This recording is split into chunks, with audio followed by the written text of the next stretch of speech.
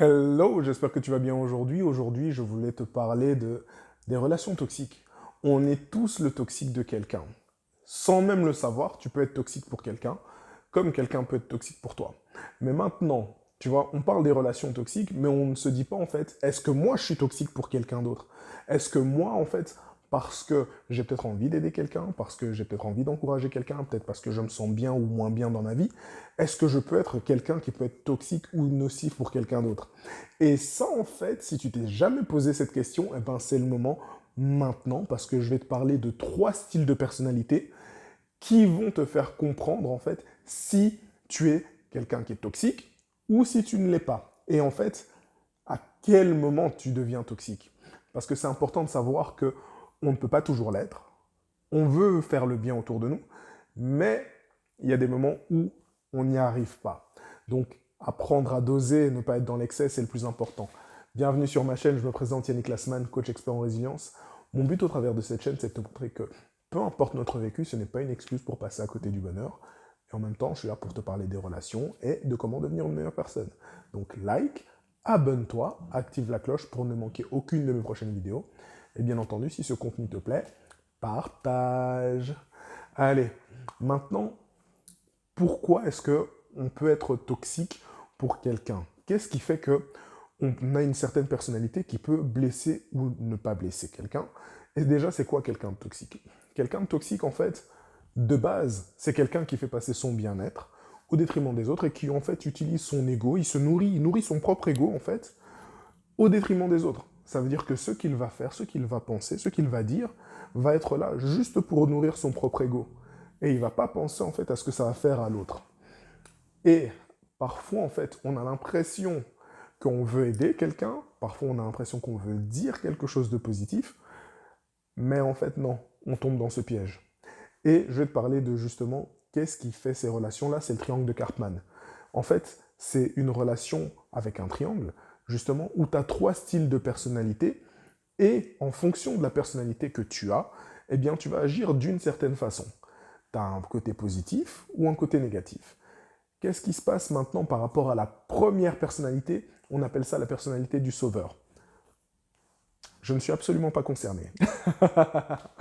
Le sauveur, en fait, c'est quoi? Le sauveur, c'est quelqu'un qui a tendance à vouloir aider les autres. C'est quelqu'un, en fait, qui a toujours vu le monde comme une porte ouverte au bien-être et à l'entraide. En général, en fait, le sauveur, c'est quelqu'un qui a vécu des choses qui sont assez difficiles, qui a vécu beaucoup d'injustices, et en fait, qui s'est dit, parce que j'ai vécu ça, je ne le supporte pas. Et comme je ne le supporte pas, qu'est-ce que cette personne va faire? Eh ben, elle va se dire, ok, moi, ce que je vais faire, c'est que je vais tendre la main aux autres pour les aider. Donc ça veut dire que tu vas être serviable, tu vas toujours faire de ton mieux pour pouvoir aider les autres, et quand personne t'a rien demandé, tu vas venir pointer ton grain de sel. Voilà, c'est ça. Ce qui veut dire que lorsque tu as des gens autour de toi, lorsque tu as des amis qui sont peut-être dans le besoin, qui ont envie qui ont besoin en fait de réaliser quelque chose, tu vas être la personne qui va leur donner des conseils. Et parce que tu vas leur donner des conseils, tu vas peut-être pas réaliser en fait que tu as un certain avantage, tu as déjà accompli certaines choses que eux n'ont pas réussi à accomplir et eux vont se sentir inférieurs. Pourquoi? Parce que ils auront toujours besoin de ton aide. Et donc à partir de ce moment-là, en fait, ça va les faire se rabaisser, ça va diminuer leur ego, et toi, ça va gonfler ton ego. Et tu vas te dire, ah ça y est, je suis venu, je l'ai aidé. Mais pourtant, ce qui se passe, c'est qu'il y a des choses comme ça qui se produisent, comme dans les séries, tu peux venir avec des amis, vous pouvez être à 5, 10 pour faire une intervention pour aider quelqu'un qui est dans une situation qui est négative, qui déprime, etc. Mais ça ne va pas le faire. Pourquoi? Parce que si la personne n'est pas prête à se sauver elle-même, un sauveur extérieur ne servira à rien. C'est pour ça que c'est important de connaître en fait ce genre de personnalité. Si tu as des tendances sauveurs, moi j'en ai. Parce que justement, c'est mon vécu qui a fait ça. Et c'est aussi la raison pour laquelle j'ai appris à devenir coach. Et que parfois même, je pouvais aider des gens à les coacher inconsciemment sans même qu'ils me l'aient demandé. Je comprends très bien cet enjeu-là. Maintenant, le but, c'est de comprendre que parfois, si tu veux faire le bien autour de toi, parfois c'est de justement laisser les gens dans leur caca. Et les personnes qui sont dans leur caca, ça, justement, c'est la deuxième personnalité. On appelle ça les caliméros. Tu vois? Ce sont des Calimero. Bon, la victime, c'est un peu moins sexy que Calimero, mais en fait, c'est le comportement de victime. La victime, c'est quoi? La victime, en fait, c'est une personne qui a vécu des injustices et qui a compris, en fait, que lorsqu'elle est dans une situation d'injustice et qu'elle se plaint, il y aura forcément des gens qui vont venir lui tendre la main. Ce qui veut dire que tu vas pouvoir te dire, dans un cas de figure où tu vis des choses qui sont difficiles, eh bien, je vais me plaindre. C'est ça, en fait, que fait la victime. Et donc, la victime, en fait, a une tendance, en fait, à ressasser les choses qui sont difficiles. Quand je suis en train de dire ça, je suis sûr que tu es en train de penser à quelqu'un qui aime bien faire ça. Ok, ben, on a tous quelqu'un comme ça dans notre entourage qui va toujours ressasser et ruminer, en fait, toutes les difficultés qu'il a. Qui va toujours remettre ça sur la faute de quelqu'un d'autre. Qui va jamais prendre ses responsabilités. Et ça, c'est dans l'extrême. Ça veut dire qu'à partir d'un moment, ben, cette personne, elle va vouloir attirer un sauveur. Et en fait, le sauveur va se dire, je vais aider cette personne. Le sauveur, il va mettre son énergie, son temps pour pouvoir faire en sorte que la victime se sente écoutée, qu'elle ait de l'attention. Mais en fait, la victime, ce qu'elle cherche, c'est peut-être pas de sortir, en fait, de sa situation. Non, c'est de juste avoir son ego qui est rempli en se disant, ah, je me suis plaint, j'ai reçu de l'attention, j'ai reçu de l'amour, et voilà, maintenant, je me sens mieux. Et j'ai pas besoin de faire autre chose, je vais juste continuer à passer pour un petit Calimero, et ça va me suffire. Voilà pourquoi les victimes se comportent comme ça. Donc si tu ne comprends pas jusqu'à présent pourquoi les gens qui sont dans des situations difficiles sont restés dedans, c'est parce que, en fait, ça les nourrit. Il y a des choses qui sont tellement compliquées, il y a justement des gens qui sont dans des maladies qui sont tellement graves que on fait que s'apitoyer sur eux. Et en fait, à partir d'un moment, on trouve un remède et on donne en fait le remède à ces personnes. Et ces personnes-là se sentent super bien. Elles sont complètement guéries. Et elles arrêtent le traitement. Pourquoi? Parce qu'elles n'ont plus l'attention. C'est bête, hein? C'est bizarre. Peut-être pas bête, mais c'est, tu vois, étrange. Tout ça pour pouvoir avoir de l'attention. Parce que la personne ne souffre plus, plus personne ne lui demande comment elle va. Plus personne n'a de petites attentions. Plus personne, en fait, ne se préoccupe autant de cette personne. Et c'est pour ça que des gens peuvent prendre ce genre de décision. De l'autre côté, le troisième côté, tu as justement les persécuteurs.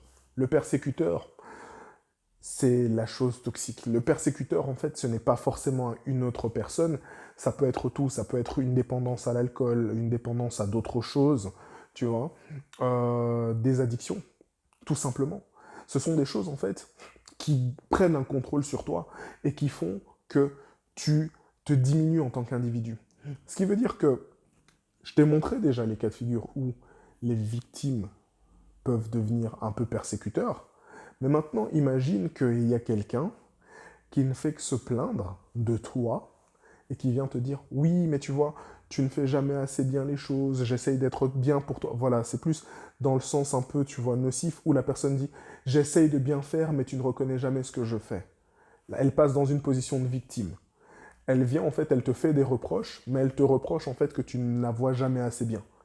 Ou, justement, un sauveur va dire, gars, tu dois bouger tes fesses, tu dois changer ça, tu dois faire ça, tu dois arrêter de te morfondre, etc.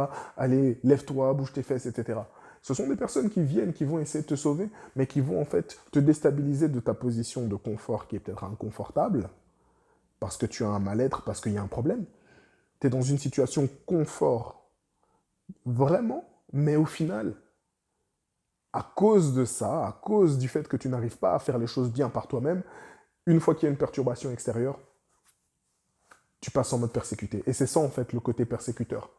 Ça veut dire qu'il y a quelqu'un qui va venir, qui va te prendre ton énergie, et il y a forcément des gens qui sont très très mal intentionnés.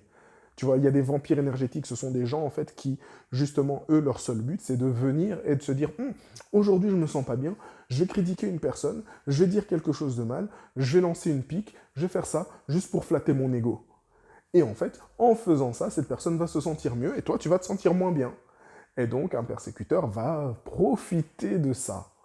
Donc, un persécuteur peut être aussi quelqu'un qui est dans les deux autres catégories. Donc tu peux aussi être un toxique même si tu as des bonnes intentions. Mais si tu as de mauvaises intentions ou si tu ne comprends pas en fait ce que l'autre ressent, tu peux devenir nocif pour l'autre personne. Et il y a des gens, bien entendu, qui sont forcément mal intentionnés de base. Pourquoi? Parce qu'ils ne se sentent pas bien dans leur peau et leur seule façon de se sentir mieux dans leur peau, parce qu'ils se voient plus bas, eh bien, ils essayent de passer au-dessus des autres et de les écraser. Et une fois qu'ils ont écrasé les autres, ils se sentent plus haut. Et c'est comme ça en fait. C'est tout à cause de l'ego. Donc, j'espère que tu as appris quel genre de personne tu es. J'espère que tu n'es pas le troisième. J'espère que si tu es le troisième, ben, c'est seulement pour aider les autres, même si c'est pas forcément sain. Mais voilà, le plus important de toute façon, c'est de savoir si tu es en fait dans ce genre de cas de figure, si tu vas justement dans le côté nocif un peu, ou comment arriver à le doser. Donc voilà, j'espère que tu as apprécié cette vidéo et je te dis à la semaine prochaine.